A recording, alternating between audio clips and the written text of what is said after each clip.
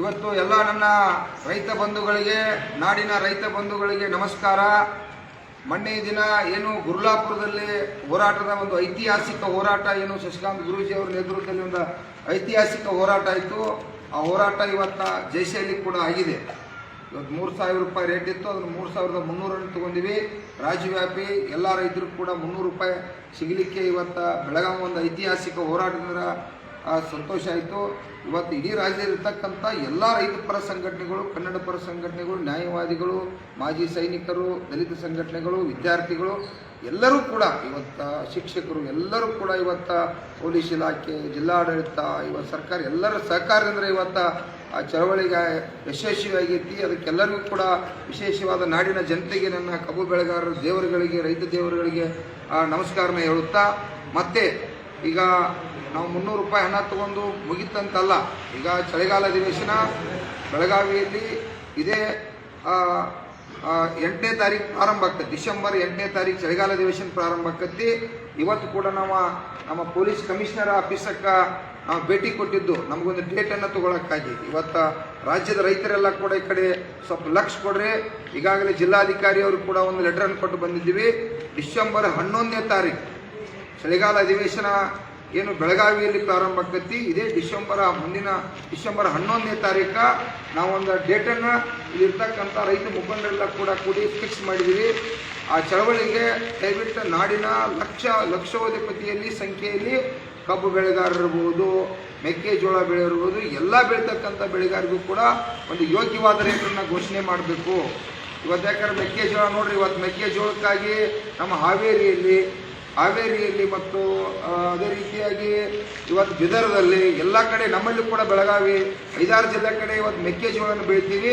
ಮೆಕ್ಕೆಜೋಳಕ್ಕೆ ಖರೀದಿ ಕೇಂದ್ರ 24,000 ರೂಪಾಯಿ ಇವತ್ತು ರೇಟ್ ಇತ್ತು. ಅದನ್ನು ಖರೀದಿ ಕೇಂದ್ರ, ಸರ್ಕಾರ ಖರೀದಿ ಕೇಂದ್ರ ಪ್ರಾರಂಭ ಮಾಡಬೇಕಂತೇಳಿ ಇಡೀ ರಾಜ್ಯವ್ಯಾಪಿ ಚಳವಳಿ ಪ್ರಾರಂಭ ಆಗೈತಿ. ತಕ್ಷಣ ಸರ್ಕಾರ ಖರೀದಿ ಕೇಂದ್ರ ಪ್ರಾರಂಭ ಮಾಡಬೇಕು. ಹೆಸರು ಕೂಡ ಇವತ್ತು ಖರೀದಿ ಕೇಂದ್ರನ ಪ್ರಾರಂಭ ಮಾಡಬೇಕು ಅನ್ನುವಂಥದ್ದನ್ನು ಇವತ್ತು ನಾವೆಲ್ಲ ಕೂಡ ಒತ್ತಾಯ ಮಾಡ್ತಾ ಇದ್ದೀವಿ.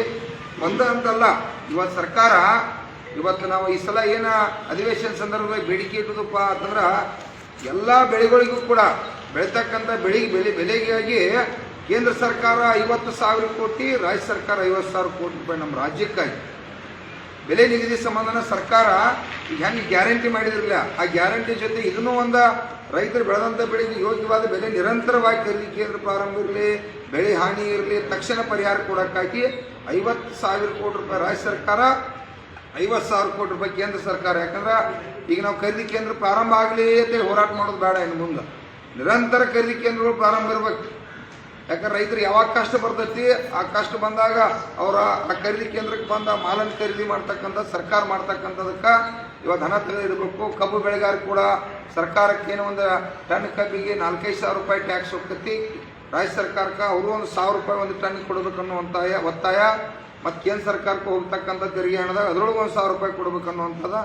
ಕರೆಂಟ್ ಕೂಡ ಇವತ್ತು ಕರೆಂಟ್ ನಮಗೆ ಹಗಲಿ 7 ತಾಸು ಕರೆಂಟ್ದಿಂದ ಇವತ್ತು ಸಾಕಷ್ಟು ಜನರಿಗೆ ನಮಗೆ ಹಗಲಿ ನೀರು ಹಾಸಲಿಕ್ಕೆ ತೊಂದರೆ ಆಗತ್ತೈತಿ. ರಾತ್ರಿ ನೀವು ನೀರು ಹಾಸಂದ್ರೆ ನಮ್ಗೆ ಆಗೋದಿಲ್ಲ.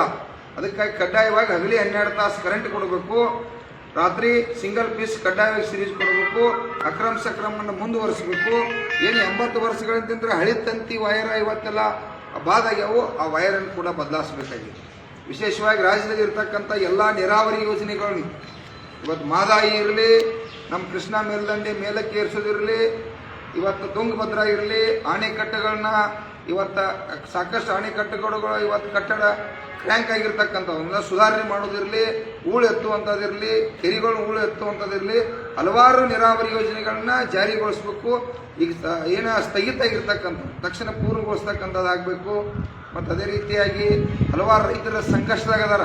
ಬೆಳೆ ಹಾನಿಯಿಂದ ಬರಗಾಲ, ಅತಿವೃಷ್ಟಿ, ಅನಾವೃಷ್ಟಿ ಮತ್ತು ಕೋವಿಡ್ ಈಗ ನಿರಂತರ ನಮ್ಮ ರೈತರ ಬದುಕು ಆತಂಕದಾಗೈತಿ. ಅದರಿಂದ ಸಂಪೂರ್ಣ ಇವತ್ತು ನಮ್ಮ ಕಬ್ಬು ಬೆಳೆಗಾರರು ಎಲ್ಲ ರೈತರು ಬಾಳೆ ಬೀದಿಗೆ ಬಂದೈತಿ. ಕುಟುಂಬಗಳು ಆತ್ಮಹತ್ಯೆ ಮಾಡ್ಕೋತಾವ ಈ ದೇಶದಾಗ ಅರ್ಧ ಗಂಟೆಗೂ.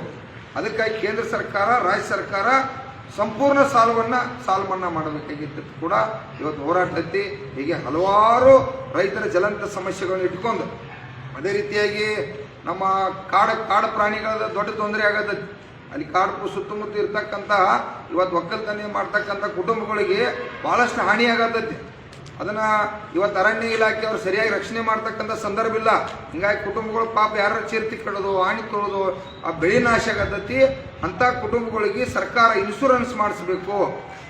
ಅವರಿಗೆ ಏನಾರ ಅನಾಹುತಾಗಿ ಡೆತ್ ಆದ್ರೆ 50 ಲಕ್ಷ ರೂಪಾಯಿ ಪರಿಹಾರ ಬರೋ ರೀತಿ ಒಳಗೆ ಸರ್ಕಾರ ಕೂಡ ಅದನ್ನು ಘೋಷಣೆ ಮಾಡಬೇಕು ಅನ್ನುವಂಥದ್ದು. ಇದು ರಾಜ್ಯವ್ಯಾಪಿ ಸಮಸ್ಯೆ. ಬಗರ್ ಹುಕುಂ ಸಮಸ್ಯೆ ಇರ್ಬೋದು. ಬಗರ್ ಹುಕುಂ ಸಮಸ್ಯೆ ಸಾಕಷ್ಟು. ಇವತ್ತು ಪಹಣಿಯನ್ನು ನೀವು ಕೊಟ್ಟಿಲ್ಲ. ಎಷ್ಟೋ ವರ್ಷ 50 ವರ್ಷ 40 ವರ್ಷದ ಭೂಮಿ ಉಳ್ಳಾತಾರ. ಇವತ್ತು ನೋಡ್ರಿ, ಸಂಗೊಳ್ಳಿ ರಾಯಣ್ಣನ ಹಿಡಿದು ಕೊಟ್ಟವ್ರಿಗೆ 11,000 ಎಕರೆ ಜಮೀನು ದೇಶದ್ರೋಹಿಗಳಿಗೆ ಬಿಟ್ಟರೆ ಅಲ್ಲಿ 50-60 ವರ್ಷ ಆಯ್ತು. ಅವ್ರ ರೈತರ ಭೂಮಿ ಉಳ್ಳಾತಾರ, ಅವ್ರಿಗೆ ಉದ್ಧಾರ ಮಾಡಿಕೊಟ್ಟಿಲ್ಲ. ಅದು ಕೂಡ ಇಲ್ಲಿ ಆಗಬೇಕು. ಅರಣ್ಯ ಇಲಾಖೆಯಲ್ಲಿ ಸಾಕಷ್ಟು ನಮ್ಮ ರೈತರು ಆ ಭೂಮಿಯನ್ನು ಉಳ್ಳಾತಾರ. ಅವ್ರು ಸಾವಿರಾರು ಕಾನೂನು ತೊಡಕೊಂಡು ಹೇಳತ್ತೀರಿ. ಅದು ರಾಜ್ಯ ಸರ್ಕಾರಕ್ಕೆ ಕೇಂದ್ರ ಸರ್ಕಾರ ಸಂಬಂಧಪಟ್ಟದ. ನಾವು ಯಾರು ಭೂಮಿ ಉಳ್ಳಾದ್ರು ನಾವು ಒಡೆಯರಾಗಬೇಕು, ಆಮೇಲೆ ಪಹಣಿಯನ್ನು ಕೊಡ್ಬೇಕು ಅನ್ನುವಂಥ ಹೋರಾಟ ಕೂಡ ಇದೆ. ಹೀಗೆ ರಾಜ್ಯದ ಹಲವಾರು ಇನ್ನೂ ಕೆಲವು ವಿಷಯಗಳದಾವು. ಮತ್ತು ಶರಾವತಿ, ಇವತ್ತು ಶಿವಮೊಗ್ಗದ ಶರಾವತಿ ಪಂಪ್ ಸ್ಟೋರೇಜ್ ಸುಮಾರು 15,000 ಕೋಟಿ ರೂಪಾಯಿ ಖರ್ಚು ಮಾಡಿ ಲಕ್ಷಾಂತರ ಎಕರೆಯನ್ನು ಭೂಮಿಯನ್ನು ಅಕ್ವರಿ ಮಾಡ್ಕೊತಕ್ಕಂಥದ್ದು. ಲಕ್ಷಾಂತರ ಕುಟುಂಬಗಳು ಬೀದಿಗೆ ಬರ್ತಾವೆ. ಅದನ್ನು ಕೂಡ ವಾಪಸ್ ಪಡಿಬೇಕು ಅನ್ನುವಂಥದ್ದು ಹೋರಾಟ. ಹೀಗೆ ಹಲವಾರು ರೈತರ ಜ್ವಲಂತ ಸಮಸ್ಯೆಗಳು ಗೊತ್ತಲ್ಲ. ಇದೇ ಡಿಸೆಂಬರ್ 11ನೇ ತಾರೀಕು ಸುಮಾರು ಒಂದು 10 ಲಕ್ಷ ಜನ ನಾವು ಕಬ್ಬು ಬೆಳೆಗಾರರು ಸೇರ್ಬೇಕಂತೇಳಿ, ಕಬ್ಬು ಬೆಳೆಗಾರ ಅಷ್ಟೇ ಅಲ್ಲ, ಎಲ್ಲ ಬೆಳೆಗಾರರು ಕೂಡ ಇವತ್ತು ನಾವು ಸೇರಿ ಒಕ್ಕಟ್ಟಾಗಿ ಹೋರಾಟ ಮಾಡಬೇಕಂತ ಸಂದರ್ಭವನ್ನು ಇವತ್ತು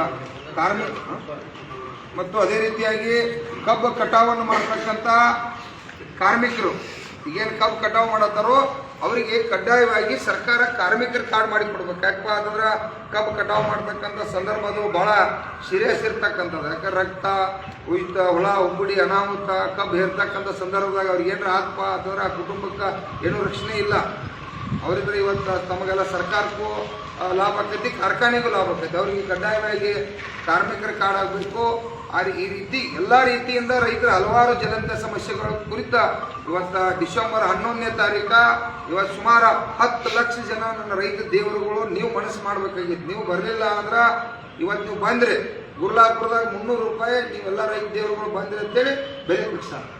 ಈಗೂ ಕೂಡ ಚಳಿಗಾಲ ಅಧಿವೇಶನ ಸರ್ಕಾರ ಇಲ್ಲೇ ಬರೋದ 224 ಮಂದಿ ಶಾಸಕರು ಇವತ್ತು ಸಂಸದರು, ಇವರು ನಮ್ಮ ರಾಜ್ಯಸಭಾದ ಇವರು ನಮ್ಮ ವಿಧಾನ ಪರಿಷತ್ ಸದಸ್ಯರು ಎಲ್ಲರೂ ಕೂಡ ಇಲ್ಲೇ ಬರತ್ತಾರ. ಇಲ್ಲೇ ಬಂದು ಹೇಳಿದಾಗ ಅವ್ರು 10 ದಿವಸ ಕಾಲಹರಣ ಮಾಡೋದು ಬೇಡ. ಬೆಳಗಾವಕ್ಕೆ ಬರೀ ಪದೇ ಏನಾಗತ್ತತಿ, ಇಲ್ಲಿ ಬಂದ್ರಪ್ಪ ಅಂದ್ರೆ ಕಾಲಹರಣ ಮಾಡತ್ತಾರ. ನಾವು ಇಲ್ಲಿ ಬಂದಾಗ ಈ ರೈತರ ಪಾಲಿಗೆ ಬರ್ತಕ್ಕಂಥದ್ದು ಒಂದು 20,000 ಕೋಟಿ ರೂಪಾಯಿ ನೀರಾವರಿ ಇರಲಿ, ಕರೆಂಟ್ ಇರಲಿ, ಹಲವಾರು ಯೋಜನೆಗಳ ಕುರಿತ ನಾವು ಅದನ್ನು ಅವ್ರಿಗೆ ಕೈಲಿ ಕಸ್ಕೊಂಡ ಈ ರೈತರಿಗೆ ಕೊಡಿಸ್ತಕ್ಕಂಥ ಕೆಲಸವನ್ನ ಇವತ್ತು ನಿಮ್ಮೆಲ್ಲರ ಆಶೀರ್ವಾದದಿಂದ ಮಾಡಬೇಕಾಗಿತ್ತು. ಲಕ್ಷಗಟ್ಟಲೆ ಸಂಖ್ಯೆಯಲ್ಲಿ ತಾವೆಲ್ಲ ರೈತ ದೇವರುಗಳು ಭಾಗವಹಿಸ್ರಿ. ಇದೇ ಸಂಘಟನೆ ಮುಕ್ತವಾಗಿ ಐತಿ. ಇಲ್ಲಿ ಯಾರೋ ನೀ ಅನ್ನುವಂಥದ್ದಿಲ್ಲ. ನಾವೆಲ್ಲರೂ ಕೂಡಿ ನನ್ನ ರೈತ ದೇವರುಗಳಿಗೆ ಲಾಭ ಆಗಬೇಕಾಗಿತ್ತು. ಯಾಕಂದ್ರೆ ನಾವು ಅರ್ಧ ಗಂಟೆಗೂ ಆತ್ಮಹತ್ಯೆ ಮಾಡ್ಕೋತು. ಆತ್ಮಹತ್ಯೆ ಯಾರು ಮಾಡ್ಕೋಬೇಡ್ರಿ. ನಾವೆಲ್ಲರೂ ಒಕ್ಕಟ್ಟಾಗಿ ಹೋರಾಟ ಮಾಡೋಣ. ಹೆಂಗೆ ಉರ್ಲಾಪುರಕ್ಕೆ ಬಂದ್ರಿ, ಕಬ್ಬು ಬೆಳೆಗಾರಿಗೆ 300 ರೂಪಾಯಿ ಸಿಕ್ತ. ಇದೇನು 300 ರೂಪಾಯಿ ಭಾಳ ದೊಡ್ಡ ಸಾಧನೆ ಅಂತ ಅನ್ನೋದಿಲ್ಲ. ಅದು ತಾತ್ಕಾಲಿಕವಾಗಿ ಇವತ್ತು ಕಾರ್ಖಾನೆ ಸರ್ಕಾರನ ಮನಸ್ಸು ಮಾಡ್ಕೊಂಡು ಇನ್ನು ಸರ್ಕಾರ ಹೋಗ್ತಕ್ಕಂಥ ತೆರಿಗೆ ಹಣದಾಗ 1000 ಕೇಳಾತು. ಇವೆಲ್ಲ ಹಲವಾರು ವಿಚಾರಗಳ ಕುರಿತ ನಾವೆಲ್ಲ ಚರ್ಚೆ ಮಾಡಬೇಕಾಗಿತ್ತು. ದಯವಿಟ್ಟು ತಾವೆಲ್ಲ ನಮಸ್ಕಾರ. ಕರ್ನಾಟಕ ರಾಜ್ಯ ರೈತ ಸಂಘಕ್ಕೆ, ಹಸಿರು ಸೇನೆಗೆ, ರೈತ ಹೋರಾಟಕ್ಕೆ, ಜೈ ಜವಾನ್, ಜೈ ಜವಾನ್.